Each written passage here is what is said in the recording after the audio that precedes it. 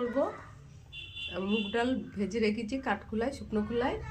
মশলা দেবো আদা লঙ্কা আর মৌরি, এটা বেটে দেবো।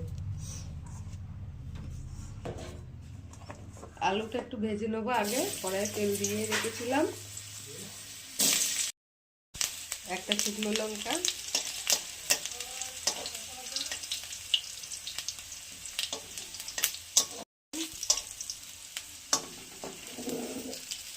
আলুগুলো ভাজা হয়ে গেছে। এবার মৌরি আদা লঙ্কা বাটাটা দিই। এবার বাটিটা দিয়ে অল্প একটু জল দিলাম। এবার লাউগুলো দেবো। লবণটা পরে দেবো, লাউ জল বেরোয় তো, লবণ দিলেই জল বেরিয়ে যাবে। তারপরে লবণ দিয়ে জল দিয়ে দেবো। এবার লবণ দিলাম, গরম জল দিয়ে দেবো। এটা নিয়েছি ভেজে, এটা দিয়ে দিলাম।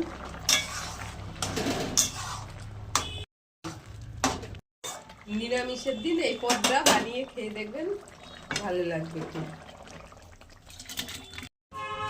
হয়ে গেছে লাউ মৌরি।